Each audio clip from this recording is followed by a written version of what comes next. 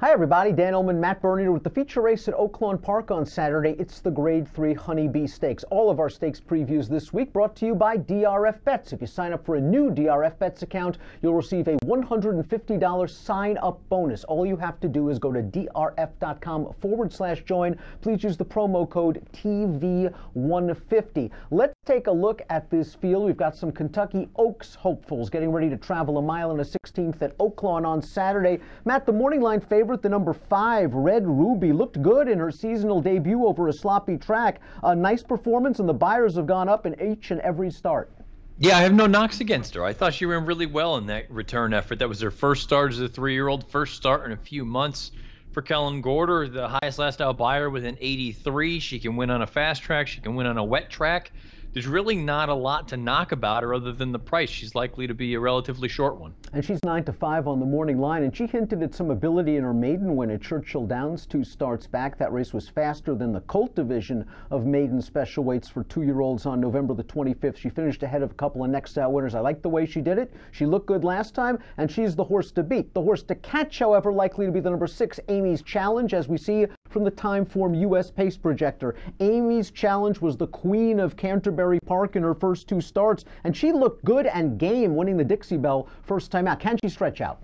Yeah, I mean, really, that's the ultimate sort of unknown here, because talent-wise, you know it's there. All she does is go out. She's a win machine. She's 3 for 3. Not only is she going to need to stretch out, but I think there's some other gas in this race, and, you know, it's just one of those things.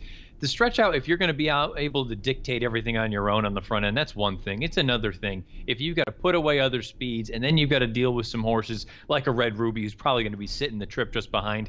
It's a lot to ask first time 2 turns. And that red bar on the pace projector indicates our friends at Timeform US believes this pace will be fast. That could work against Amy's Challenge, but she's perfect from 3 starts, and she came and got a pretty fast horse in her own right, Mia Mischief from the Asmussen barn. She was the favorite in the Dixie Bell. Amy's Challenge showed some heart. Let's see if she can show some stamina. The 4 Bo Peep also stretches out in distance. This horse has some pedigree. She's by Arch, who could certainly go 2 turns. This is the family of the Wicked North, who banked over $1 million and won the Oaklawn Handicap, and Wild and Wicked, who won the Ohio Derby. Just needs to improve from a buyer standpoint.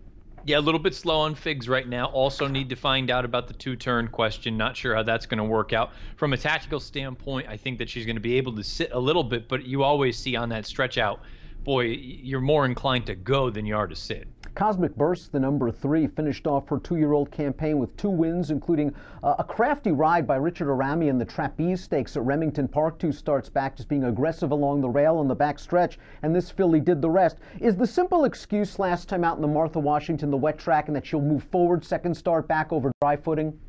It's entirely possible. She was a little bit wide throughout that entire run, and she was only a few lengths off of it, but I have to be honest, I never thought that she was really ever a threat to upset the apple cart, to really go and get anyone. Second off the bench, maybe you get a tighter filly this time around. If you get a fast track, maybe you can get back to that 80 as a 2-year-old, but I didn't really see many excuses in that most recent run. Speaking of dry footing, the 7 Rahway has never raced over a fast track. 4 starts, 4 sealed sloppy tracks. Scored last time out for the great Mike Maker, but it was in a weak $30,000 maiden claimer at the fairgrounds. A lot of confidence being shown by this barn in a big class hike.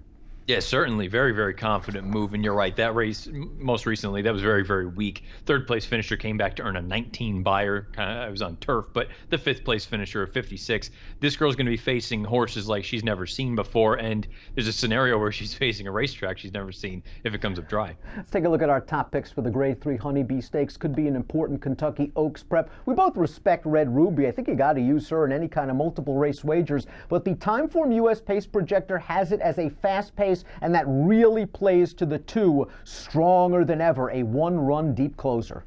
You know, when I first went and saw that replay of the Silver Bullet Day, I said, well, you know, Wonder Godot, she just didn't get the job done at a short price, and then you've got some other runners in there that just didn't fire. Looking back at it, it still wasn't a great race. I mean, Wonder Godot earned an 85 in her next start. I believe it was the Rachel Alexandra, but I still looked at it and said, well, you know what? She did do a little bit of running here, stronger than ever. I think if the pace scenario presents itself the way the pace projector says, I kind of agree with that. If this thing falls apart late, I know she's going to be running. Kenny McPeak's barn down there is firing. I really have no knocks. I mean, she's going to be, I think, a middling price, maybe in that 4, 5, 6 to 1 range. I don't love anybody, overly overzealous. I think Red Ruby is the horse to beat, but I'll take a little shot with Stronger Than Ever. And I'll take a little shot with the 1 Sassy Sienna, who has a little bit more tactical speed than Stronger Than Ever. She'll be in mid-pack behind this fast-paced. I like the way she won at Oaklawn around 2 turns, 2 starts back. I know it was not the strongest field in the world. She was the favorite, but she really blew the doors off that field, won by 10 lengths. Last time out in the Martha Washington, Gary Stevens was sort of forced to go really early in that race. At around the half-mile pole, he just kicked on for home, opened up a big lead turning into the stretch, and I think that early move took a little something out of Sassy Sienna. It was a game performance on a wet track. I think she's going to save some ground here. These connections have always liked her. They put her in the P.G. Johnson in only her second lifetime start. She ran well with some trouble. I'm hoping Sassy Sienna at 5-1 gets the jump on Stronger Than Ever and might be able to outfinish her while also trying to outfinish Red Ruby. I'll go 1-5-6-2. You like the 2 Stronger Than Ever. We'll both get medium-sized prices. Yeah, I'm going 2-5-1 in here. I agree with you. I think Red Ruby is the horse to beat, and there's a real scenario where the way you laid it out is exactly how it goes. Sassy Sienna is the one that sits really the perfect trip, gets the jump on my horse Stronger Than Ever, and then at that point it's a matter of staying. I think Sassy Sienna is very interesting, though. If you're playing the Oaklawn card with the Kentucky Oaks Prep, the Honeybee from home, please sign up to DRF Bets. $150 sign-up bonus is yours at drf.com/join. Promo code TV150. Approximate post time for the Honeybee, 4:38 Central on Saturday. Best of luck.